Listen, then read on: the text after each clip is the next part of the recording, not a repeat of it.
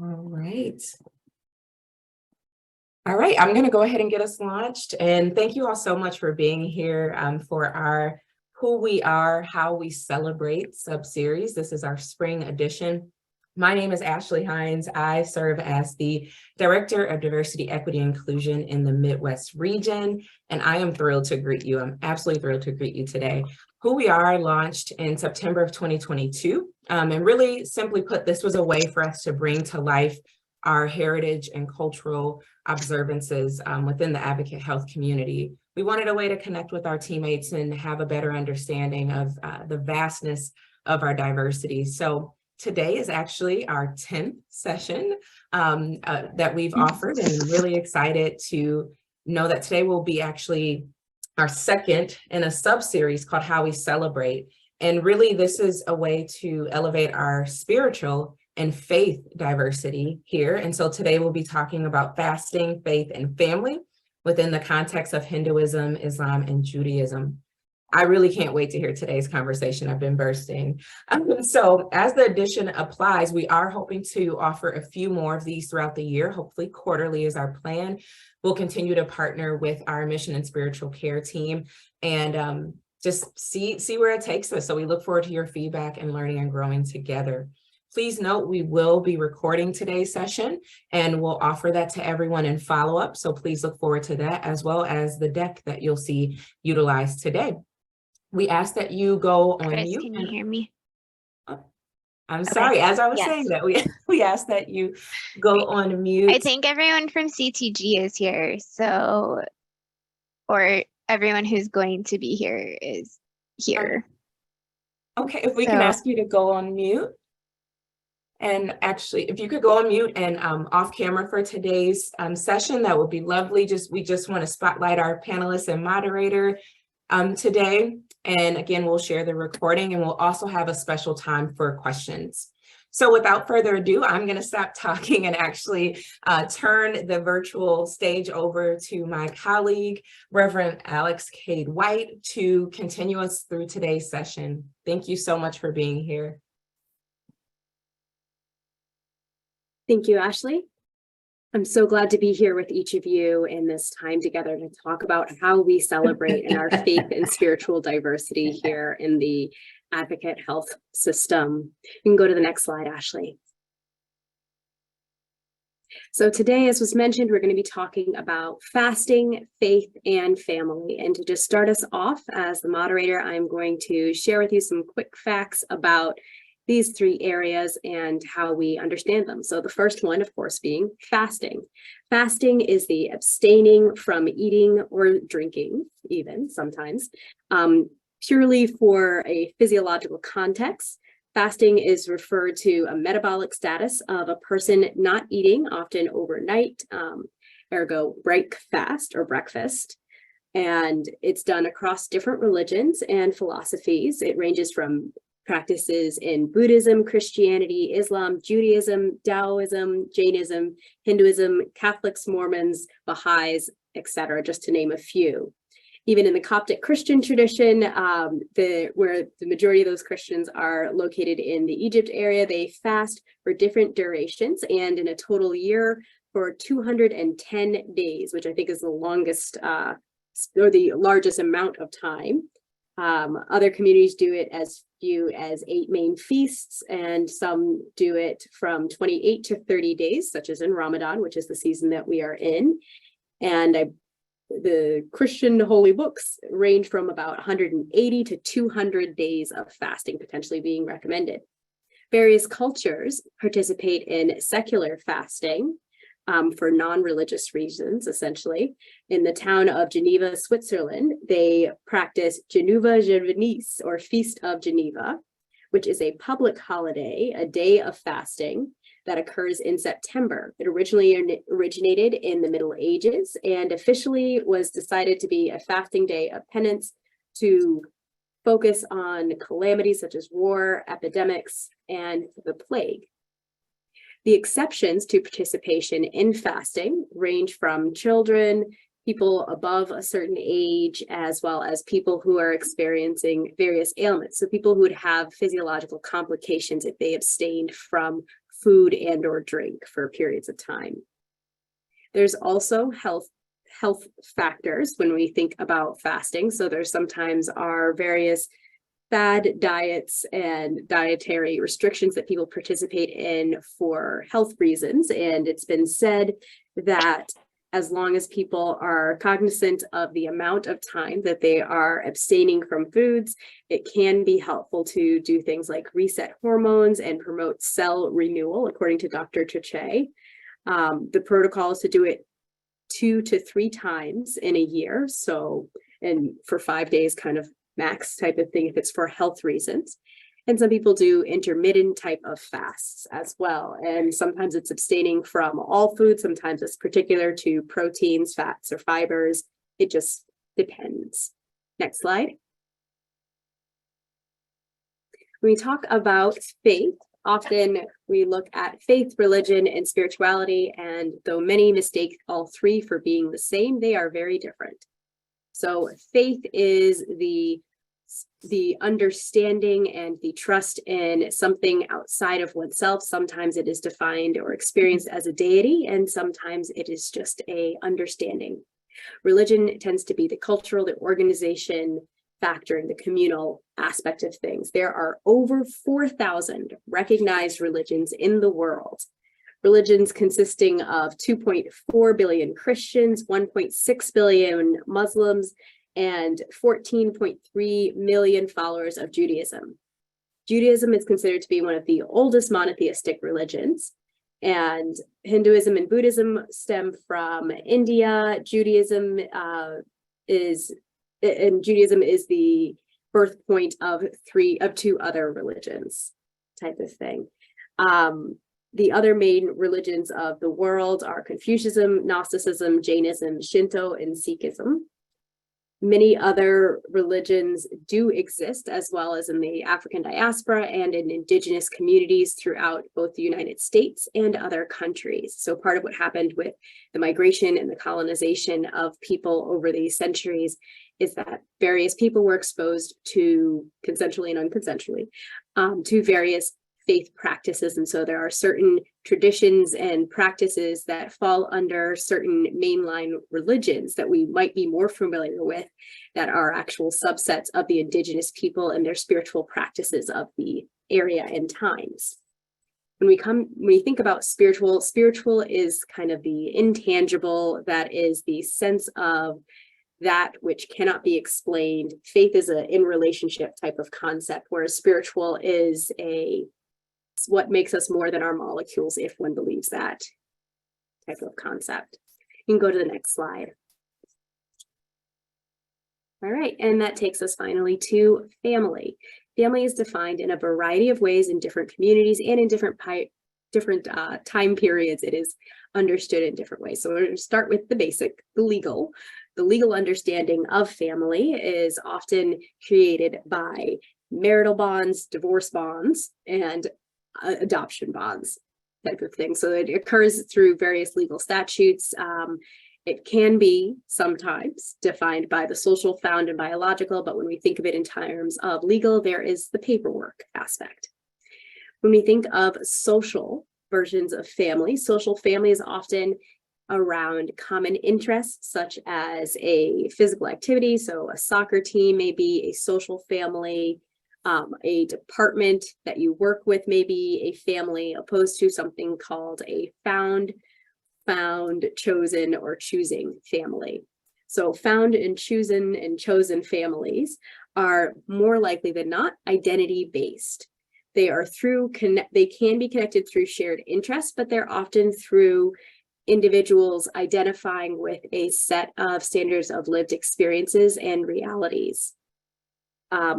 Unlike social families can often be part and participate in cliques unintentionally and intentionally, whereas found families tend to be identity-based, and they can be multifaceted because of the intersectionality or the multiple levels of identities that individuals hold. And then finally, we have biological. That's the blood component of things. That refers to the people who share the physiological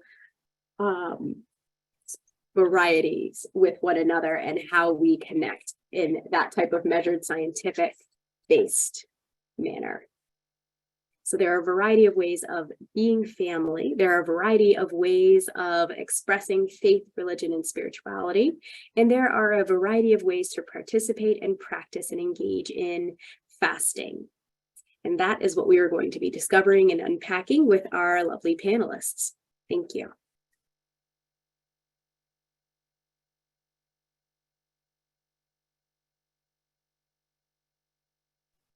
You may now introduce yourselves, panelists.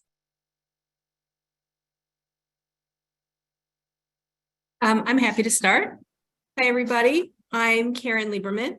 I am the Jewish staff chaplain for Advocate Aurora, and I also serve as the co-chair for the Grafton West Allis Ethics Committee. Grafton and West Allis are two hospitals in the greater Milwaukee patient service area. I've been with Advocate Aurora for just about 2 years. And in my role as Jewish staff chaplain, I provide educational support and consultation and coaching about Judaism and Jewish practice across the system. Stuart, I think as it relates to, I'm sorry, if we can ask you 30 to go on to mute. 39, they're all addendums that are being added on so we can send. Sounds like somebody needs to mute. There you go. So I was saying I provide support across the system, particularly as it relates to the delivery of healthcare and supporting the needs of our Jewish patients and families and their and also our team members. I am, like I said, primarily based in a hospital just outside Milwaukee, but I serve as a resource throughout the whole system. Lex, did you want us to share our favorite quote, or were you holding up on that? We can do that when we get to your section. Yeah. Okay. Thanks for asking, Karen. Cedra, you can go next. Good afternoon. Thank you everyone for joining us. My name is Sidra Yarkhan, and I am a corporate contract negotiator in the legal department at Advocate Health. And I review and negotiate vendor contracts, specifically for internal clients such as healthcare technology management, supply chain, revenue cycle, and other business functions in the Advocate Health enterprise. I am also pleased to say that I'm a member of the Corporate Inclusion Council, where we discuss different DE&I efforts and topics. And I'm really happy to be here today. I've been with Legacy Advocate for 5 years, and I've enjoyed my time in the legal department. And now I'm really excited to participate in more DE&I efforts. And I will pass it to Dr. Khanna. Yes, hello. Can you hear me now? We can. Oh, good. My name is Rakhi Khanna. I am a nephrologist by training, and I have been with Advocate. I've been working as a staff nephrologist for about 17 years at Advocate Condell. I was trained as an osteopathic physician, and there's always multiple components to healing, I feel. And I was brought up as a Hindu, and in the last several years, I've had more teachings that I have learned from the Vedic scriptures, and which has given me just a different another aspect on how to bring about healing.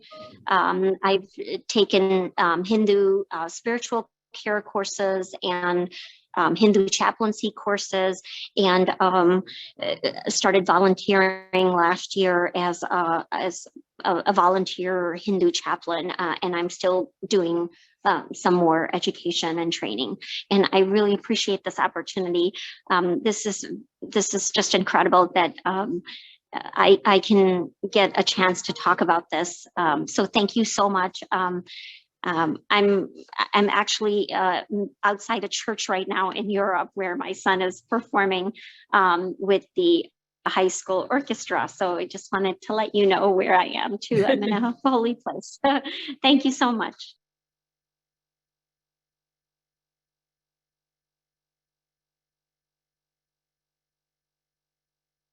Oh, so we'll start with, should I go ahead? Okay. The tenets of Hinduism, you know, how long, and you can read the slides, but it's one of the oldest religions. It's more than 4,000 years old. There are 1 billion followers. About 95% are in India, and about 2.5 million Hindus live in the United States.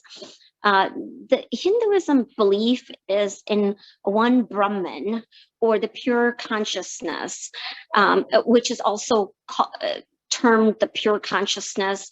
It's and the divinity that is that exists in all of creation. The Brahman it may be worshipped in many forms and shapes, and therefore the misconception that there are many gods, but it's for personal worship that God is personified in different shapes and form. But of course, the belief is that there's one Brahman. This consciousness has 3 properties, which are Sat, Chit, and Ananda. And Sat is basically the truth. Chit is that awareness or consciousness, and Ananda is bliss. And this is the true nature of the Brahman and of the self. Next slide. And I added a couple of things that the oldest scriptures are the Vedas, which say how to connect to oneself and one's divine nature. Dharma is the practice in which you find your true nature and the divinity within us. Lust, greed, anger, hatred, envy, pride are the impurities that prevent us from realizing this divinity within us and in everyone else. And the goal is to realize this in oneself. And that's what the spiritual path in Hinduism is. And unite with this one consciousness principle, the God, the Atma, the Om, you could call it any name that's within us, which is the enlivening principle in all of life. And just as a, and that's basically the premise of Hinduism. And Namaste, or the Hindu greeting, encompasses all of that. It's a beautiful greeting that is basically that you're bowing down to the consciousness and that divinity principle that's in the other person when you're greeting them. And so I will leave you with that feeling. So I bow down. Thank you.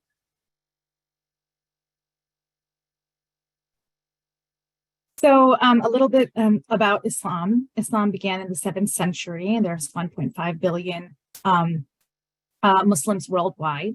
And Islam is a monotheistic religion, so there's a very strong belief in one God.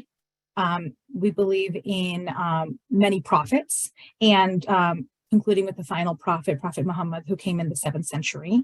And we believe that the holy books throughout time have of the monotheistic faith have been given to, are the words of God given to prophets, concluding with the final book, which is the Quran. And that was revealed by the angel Gabriel. There are 5 major tenets of Islam. Those are called the 5 pillars. The first is Shahada, which is the declaration of faith. And that is to say that a person believes in the oneness of God and that the Prophet Muhammad is his final prophet. There are also, the second pillar is Salah, which is prayers. There are 5 daily prayers in Islam that are required, and there are other optional prayers. The third pillar is Zakat, which is the annual almsgiving, which is 2.5% of a Muslim's wealth is given annually to charity. The fourth pillar is Som, which is the Arabic word for fasting, which happens primarily in the month of Ramadan, which is the 9th month of the Islamic calendar. And it's a holy month that is occurring right now and began last week. There's also optional fasting at different points and throughout the year. And the last and final pillar of faith is the Hajj, which is a pilgrimage made to the holy city of Mecca in Saudi Arabia, which is recommended to do at least once in one's lifetime. And so these are just kind of some of the basic principles and tenets of Islam, kind of summarized into one slide. That is all.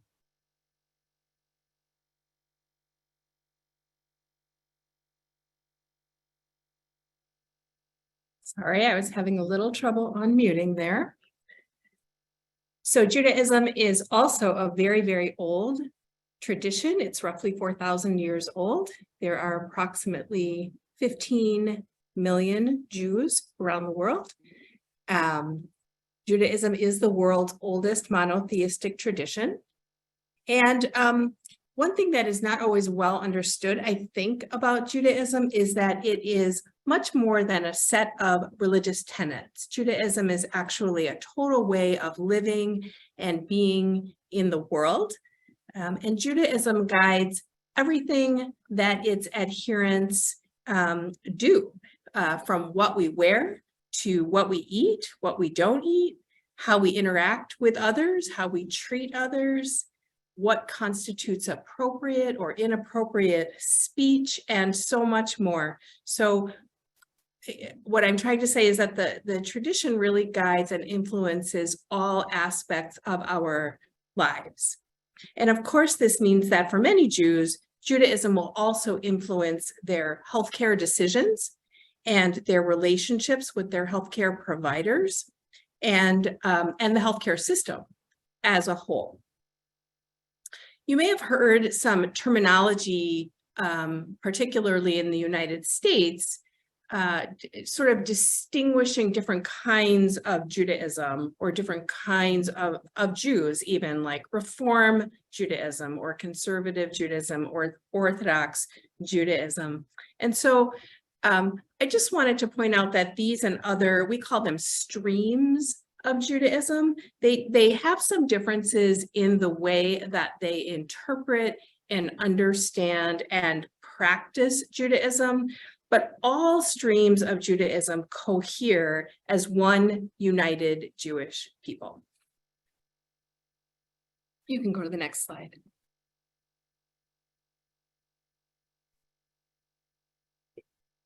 Erin, that's actually it. So I'm going to turn it back over to Reverend Lex. Yes. Thank you. All right, so now we're going to share some specific questions that we've pre-prescribed, but feel free to also place questions in the chat, right, Ashley? I think we have that function for people to be able to do. All right, so I'm going to start off with the first question. And any of you in any order can answer, okay? What do you feel is the most important aspect of fasting in your experience of community?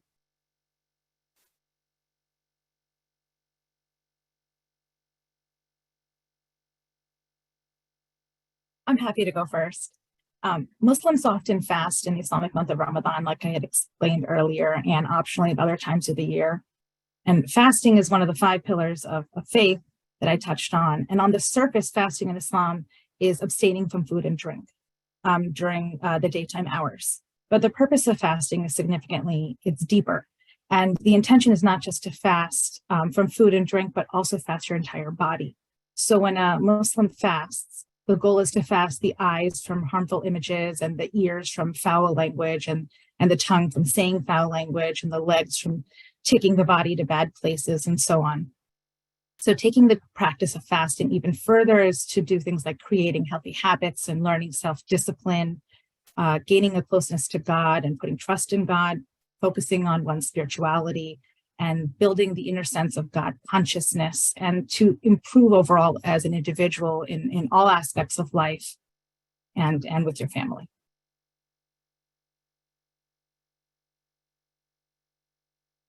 So I would say, oh, I'm so sorry. Go ahead. Oh, no, can you hear me? Yes.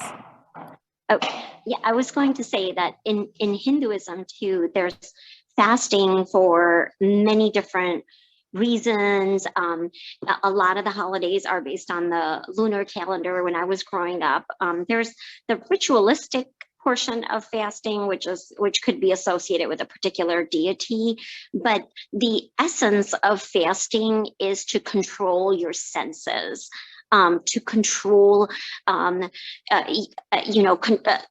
have that extra control over your body, that you're not going to be attracted to be able to have that discipline that you will only eat one meal and you will not eat certain things on that day.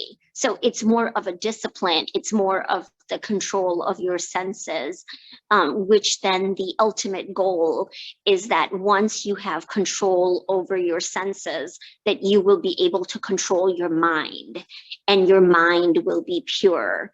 And with a pure mind, you will have with a pure mind, you will be able to dedicate that to God, because without a pure mind, you cannot focus on God and faith. Thank you. So I would say that fasting definitely does have a place in Jewish tradition, and there are a number of days on the Jewish calendar that are designated as fast days.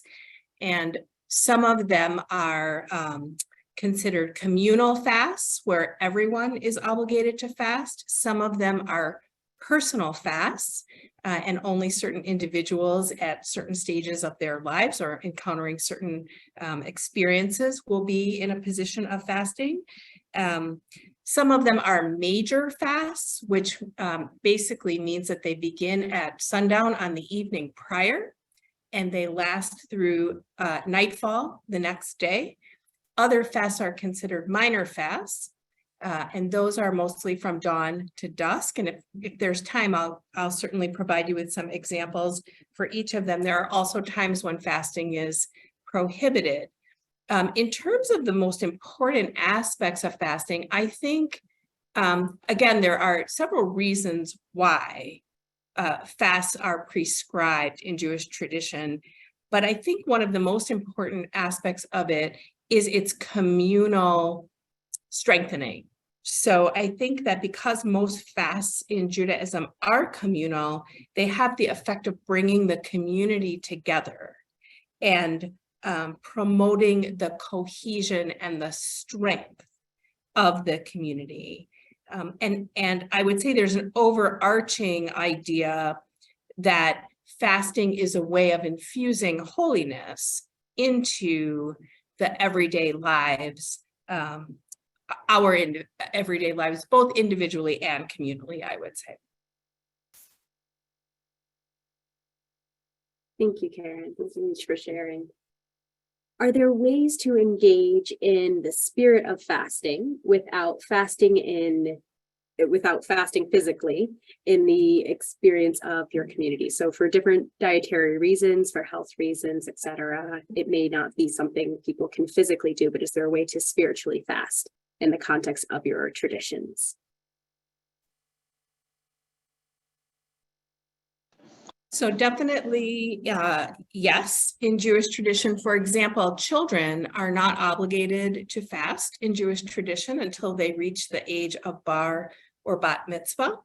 But many parents try to instill the idea of fasting, the concept of fasting in children much younger than that. So for instance, very small children might skip dessert, or they might skip a snack or a treat during the day. Older children might skip breakfast, but they will eat the rest of the day.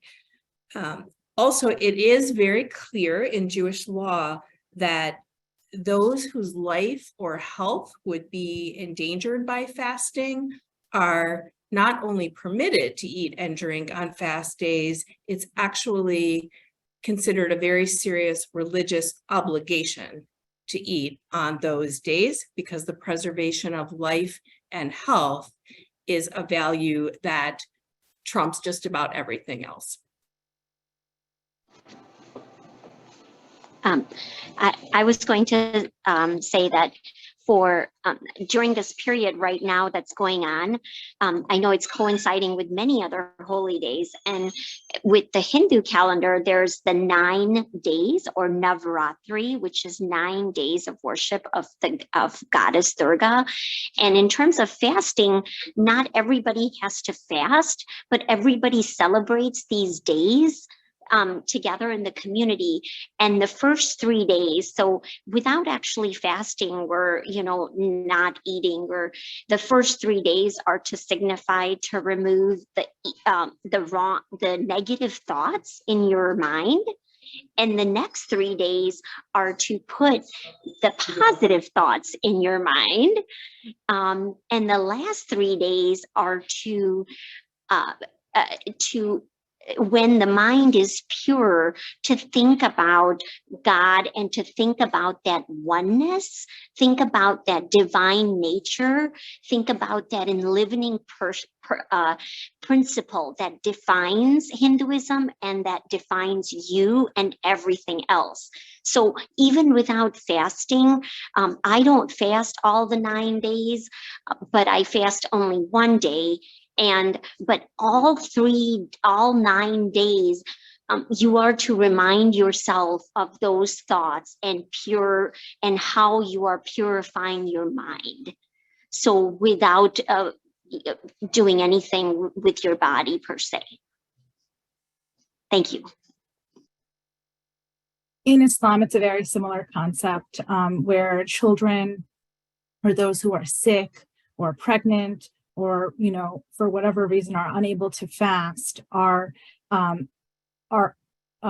not required to do so. In fact, it's also possible to give and feed those in need in place of fasting if you are unable to fast.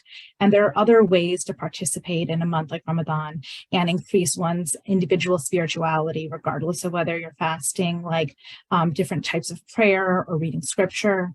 And their good deeds and kind actions are also ways to increase rewards and bring closeness to others, whether that's performing charitable acts in Ramadan, which is very, very common, or cooking food for others or giving gifts.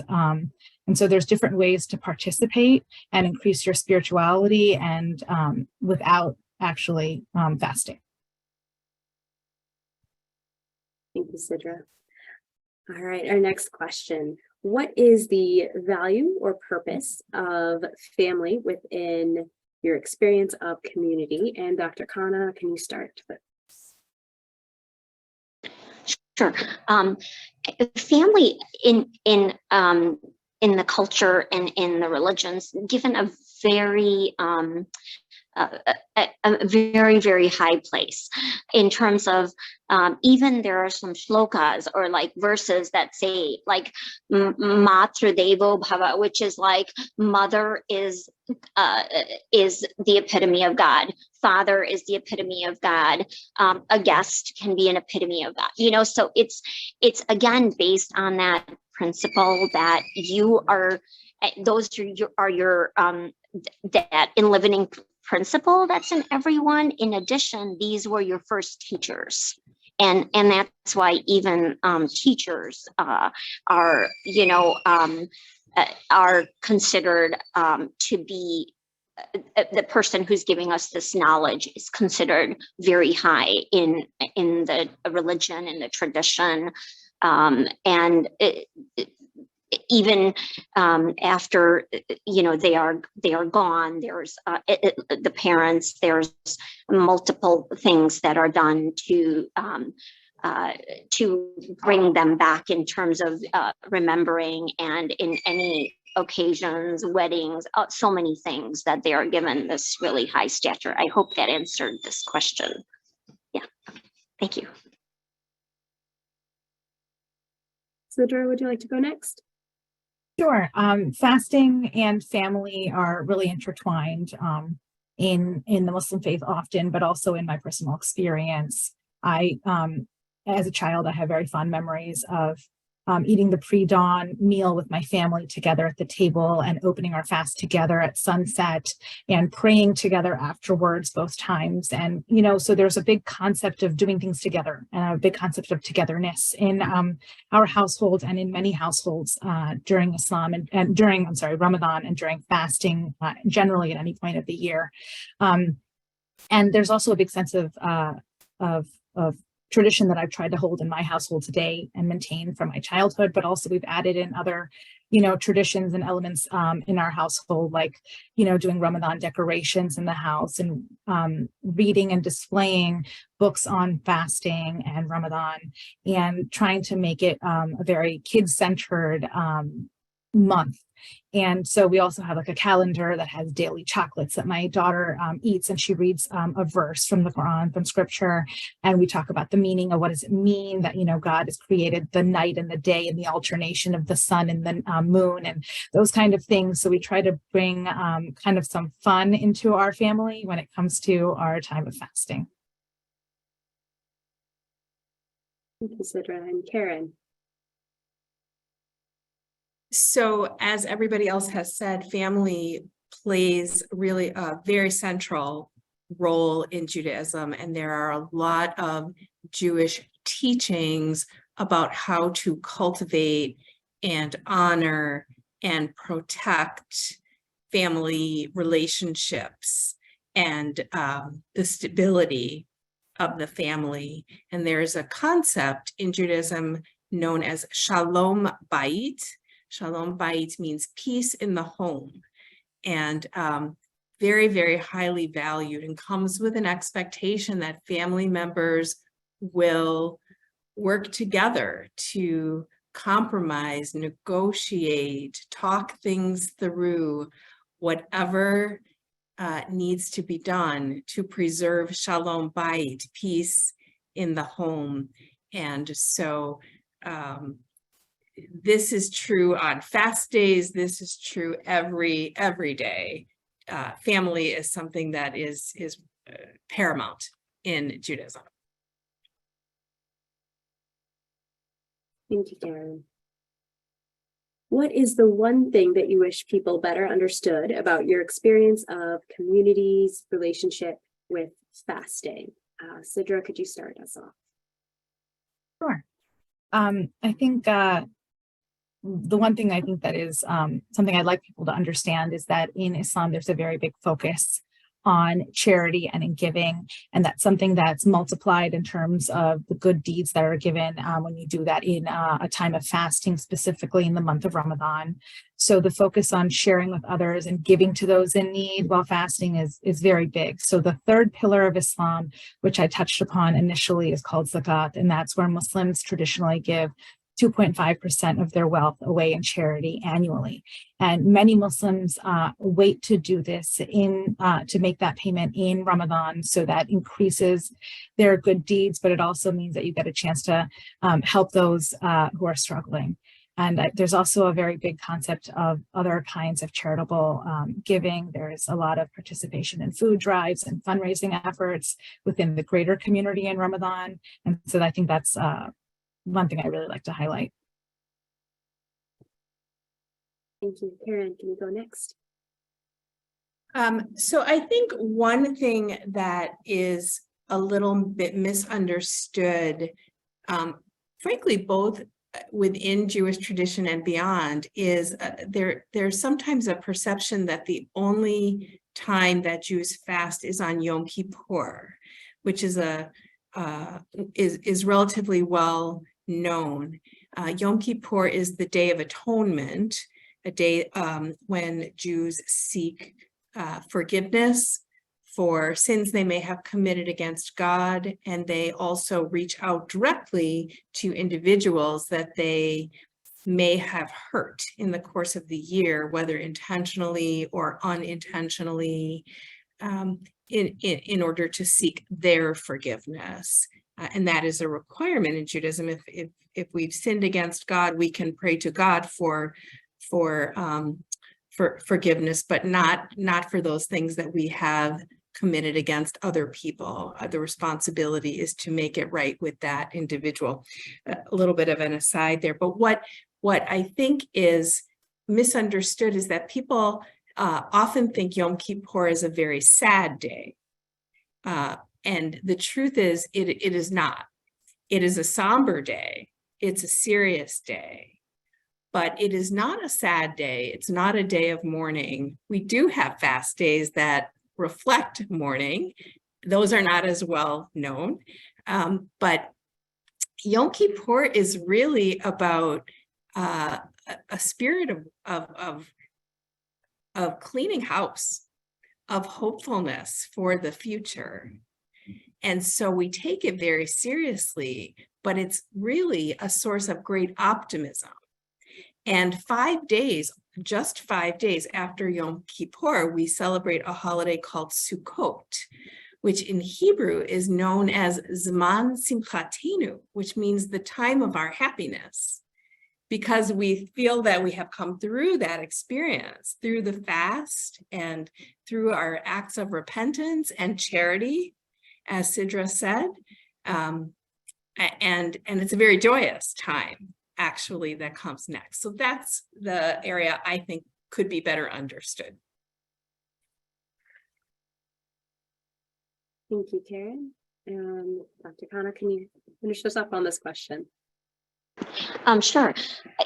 So I think in Hinduism, like there's a sense of community as people may be fasting, but it's still a personal journey, because it's a personal journey in terms of where you are in your faith and in your practice and in your belief, and it's a discipline that you abide by, it, which is more about at the body level, that not to overindulge and to have self-control, and to have the principle is called brahmacharya, and brahmacharya may mean like celibacy, just in strict priest rules, but really it means self-control at the body level, which is by fasting, self-control at the mind level, which is in your thought, and self-control in terms of your desires, because it's the desires that bring up greed and wanting more, and forgetting our path to God and the faith. Thank you. Thank you. All right, and our final question before we Wait, get what to about Sidra? Sidra did not get a chance to respond to that question. Oh, I thought you started us, Sidra. Oh, Was that did wrong? you? I'm so did. sorry. But thank My you. bad. So sorry. That's okay, Karen. You're actually going to be answering the next question first, so that works out well. What are the takeaways that you want people to know about your experience of your community? And Karen, you're going to start. Yeah. Basically, I experience participation in the Jewish community as a lifeline for myself. It is a constant reminder to me that I am not alone in the universe, that I've had personal experience of being in crisis and in need, and the experience of having the community rally around me and walk alongside me as I made my way through.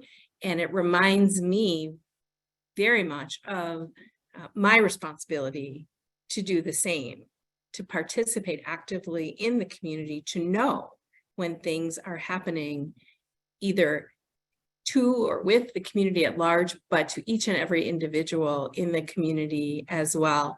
And I think that's actually one of the reasons that I made a transition to becoming a chaplain, was my recognition of this value of coming alongside and the community. Thank you, Karen, and thank you for joining the field. It is definitely our win for sure. Thank you. Sidra, can you go next? Sure. I think my takeaways would be that fasting in Islam is a means to obey God, but it's also a means to increase one's spirituality and lift yourself up. It's also an opportunity to work on yourself as a person and see, how far you've come from the last year and where you want to be the next year. If you want to work with certain character traits or, your relationships with others, it's a good starting point. Ramadan's also a really special month for family togetherness, but it's also a very good time for community bonding. And that's not something I touched on yet, but it is an important time for community prayer. And I have a lot of fond memories as a child of going to the mosque while the adults were praying and playing with my friends and things like that. And so it's a really good sense of bonding for the entire community and all generations, and also specifically for the family. Thank you, Sidra. And Dr. Khanna. Sorry, I was trying to unmute. Yeah, I wanted a couple of things like Hinduism, because we have like so many deities and other things, I don't want people to think that we believe in many gods. And that's a misconception. There is only one God, Atman, Brahman, divinity, consciousness, but we use it personally in a deity and will form that deity. So because when you're loving somebody, you like to have a picture of them. So that's what I want people to think, that there may be different gods or goddesses. It's because that's the one who you're attracted to when you're loving, when you're feeling that faith and love for, you have a picture. It's easier to devote yourself then. But there is just the one consciousness and one principle. And Hindus believe in that one consciousness that exists in all animals. Everything has those three principles, the Sat, Chit, and Ananda. And that's part of the reason why there's, the belief in with animals and everything else. But fasting mostly is about self-control and controlling your senses. So you can ultimately purify your mind, and you are wanting to purify your mind so you can have the ultimate experience of being a human being, which is to have faith in God and to find that love for God and to find who you are ultimately, which is your divinity yourself, and to see that in everyone. Thank you. Thank you. All right, and now we're going to go to some of the questions that you all have put in the chat. So the first one is, do followers experience consequences or condemnation from the body if they do not complete the fast or make mistakes?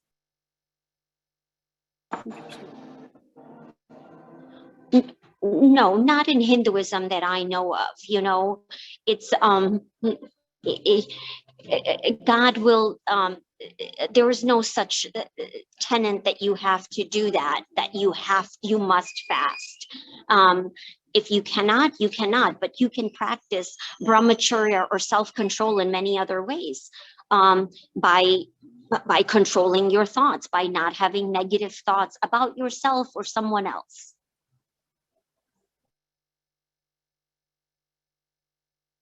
Thank you. Sidra or Karen? Sure. In Islam, there's no concept that I'm familiar with consequence from the body. There are things that are required, like I talked about, the 5 pillars that are required in Islam, but there's no one on earth who is forcing you to do those, unless maybe it's your mom, who's forcing you to do anything. So, there's a verse of the Quran that's there's no compulsion in religion. So no one's going to require you to do the requirements. That is between you and your creator. And so there is a big concept in Islam of the afterlife and heaven and hell and good deeds and bad deeds. And so the hope is to follow as much as possible on earth so that you receive as many good deeds as possible and hopefully have the best outcome after this life, but nothing that the body is doing. I would say very similar. There is Jewish law, but the Sanhedrin hasn't existed for the court for thousands of years, and so the decision to adhere, to comply, is an individual decision. There are no communal consequences, no excommunication or anything like that. The idea that it is obligatory, religiously obligatory, is not because there's going to be punishment if you don't do it. It's because if you do it, it is the path to living a life that is self-actualizing, brings you to your fullest potential, and it elevates us as human beings when we engage in these activities. Thank you, Karen. Thank you each for answering that question. I'm not sure the context of the individual asking, but I know as somebody who is a Christian, in particular, a UCC minister, that's definitely a concept that is very fervent within the different denominations of Christianity, the consequences and the condemnation that can happen for not doing what is presumed to be the right way to be, live, pray, fast, etc. as a Christian. So that's really interesting to hear, just from a different perspective. The next question that was posted is, what are some of the celebrations that go along with these different faith holidays, such as traditional food, music, community, family gatherings, etc.? I'm going to start with Karen, because I think you alluded to some of that, and I was also curious as well. Help me with the question, though. Are we talking mostly about holidays that involve some kind of fasting? Yeah. So Yom Kippur is obviously the holiday that is best known for having a fast, and we talked a little bit about that. Another important communal fast, which is the other major fast, is called Tisha B'Av, which means the 9th of Av. That is a date on the Jewish calendar. That is when the fast occurs. It's in the summer. And that is a fast that exists as an expression of mourning or of grief. It is a day that Jews grieve the destruction of the Holy Temple in Jerusalem, first in the year 586 before the Common Era, and then again in the year 70 after it was rebuilt and destroyed again. So that is another time that there is a fast. There are also some minor fasts that are from dawn to dusk. So for example, there is a fast connected to the holiday of Purim, which occurred a few weeks ago. If you read the book of Esther, you'll see that Queen Esther herself, story has it, that she fasted as a means of prayer or supplication for her protection. She was about to go unbidden to speak to the king. That was not something that people did in those days. She was going to speak to the king because there was a plot to annihilate the Jewish people in Persia. And she herself was Jewish. The king did not know that. She was going to speak for her people. And so that is an example of a holiday that it is an example of a fast that occurs in order to offer prayer or supplication. An example of this is the last example I'll give of a personal fast. So it is customary for the bride and groom to fast on the day of their wedding. Nobody else fasts that day. The bride and the groom fast that day. Traditionally, not every, and I'll just take 1 second to digress and say I'm offering you what the tradition teaches, but as in any religious tradition, it is not the case that we can assume that all Jews practice in exactly the same way. right? People have different interpretations, understandings, and embracings of the tradition into their lives. So I always feel like that's worth saying out loud. We can't assume that because we've learned these things, we know how everybody is going to practice. So not every bride and groom fasts on their wedding day. I will tell you, well, I'll tell you first that the reason for this fast is to bring an element of solemnity to the event, to remind people that this is a very serious thing that's about to happen. Because without something like that, the gaiety, the excitement, everything about the joy, the sheer joy of the wedding could cause us to forget how very serious and significant this event is. So my daughter is getting married in 2 months, and I can easily see how we could get swept up in hair and makeup and music and flowers and all like that. And it is important. Those things matter. We call that chidur mitzvah, enhancing the beauty of the event, but it is not central to what is happening in the event. But I will also tell you, when I reminded her that the bride and the groom fast on the day of the wedding, she said, yeah, Mom, that's not happening for me. So I'll stop there. Thank you, Karen, for that very thorough answer. I'm going to do just the last one because we are getting to the close of our time, and just direct it to Sidra. How can people outside of your particular faith tradition of Islam support friends or family that are observing those holy periods of time of fasting? I think one of the best things that folks can do is support those Muslim friends or colleagues that they have. I've received that kind of support here at our organization. I've received, permission to adjust my working hours in the month of Ramadan previously when we were on site, where I would begin very early after dawn and I would leave earlier in the day. I also receive a lot of support from my colleagues, where people will be very cognizant and sometimes even apologetic for not knowing the dates that Ramadan falls on in a calendar, and will offer to meet me for lunch before or after the month of Ramadan concludes, and after our holiday of Eid that comes after. So those are ways to support friends and also colleagues.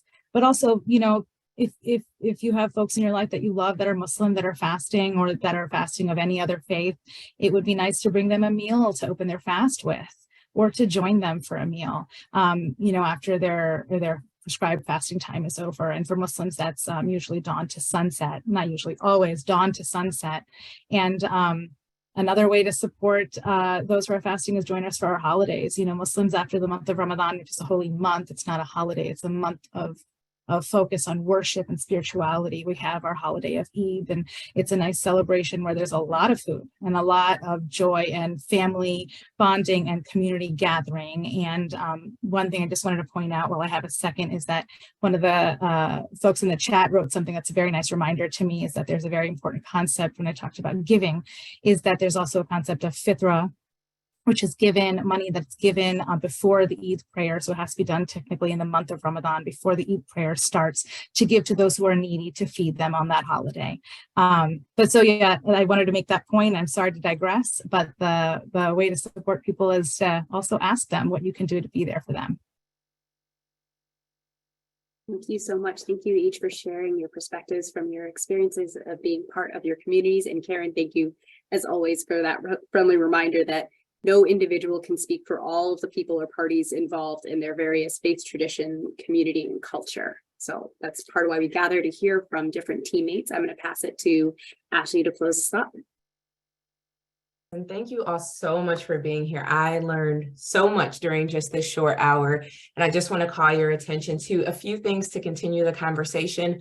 One, as I led with, this is hopefully something we'll be doing every quarter. So I know there were some outstanding questions.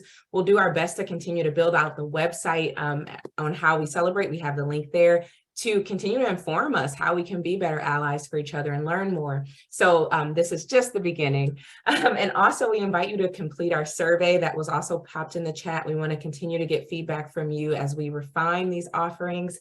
We also want to do a shout out for our next upcoming Who We Are, which is actually in May for Asian American Pacific Islander Month. That registration is open. And then for our colleagues in the Southeast, we actually have a Women's History Month event that's going on tomorrow. So we want to invite you to join us there if you can as well. That's in the chat. And then finally, please send any questions or concerns to us at inclusion@aah.org. We invite your ideas as we continue to really live out what it means to be an inclusive community here at AAH, or Advocate Health, excuse me. So we invite your feedback. I want to thank our panelists again, our wonderful moderator. This was an amazing time. And that's it for this time. So thank you so much. Thank you.